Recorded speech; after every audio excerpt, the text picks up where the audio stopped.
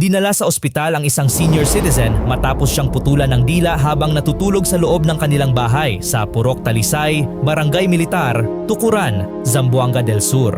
Kinilala ang biktima na si Rogelio Chavez, 82 taong gulang. Samantala, ang suspek na pumutol ng kanyang dila ay kinilalang si alias Kim Kim na taga Purok Malinawon, Militar Tukuran. Ayon sa anak ng biktima na si Virgil Chavez, natutulog lamang ang kanyang ama noong Lunes ng gabi, Nobyembre 24, 2025.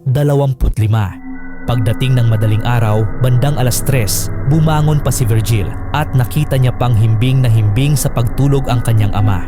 Pagsapit ng alas 4, 20 ng madaling araw, nagtaka na lamang siya kung bakit may ingay.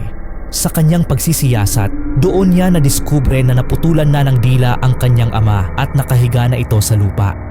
Naabutan pa niya ang suspek na nakaupo at hawak ang sundang na ginamit sa pagputol ng dila ng biktima. Sinasabing may problema sa pag-iisip ang suspek. Kinakausap pa umano ni Virgil ang suspek upang hindi na ito manggulo.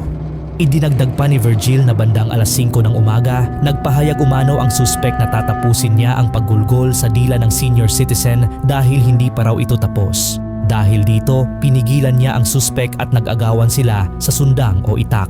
Tumagal umano ng 10 minuto ang kanilang pag-aagawan hanggang sa makuha niya ang sundang mula sa suspek. Pagkatapos ng insidente, isinuko ni Virgil ang sundang sa kapulisan at dinala ang kanyang ama sa Zamboanga del Sur Medical Center upang gamutin. Gayunman, inilipat ito sa Margos sa Tubig Regional Hospital para maisagawa ang operasyon sa dila ng biktima. Dagdag ni Virgil, nagkasundo na sila ng pamilya ng suspek at nagkapirmahan na sa barangay na aakuin nila ang pagpapagamot sa kanyang ama.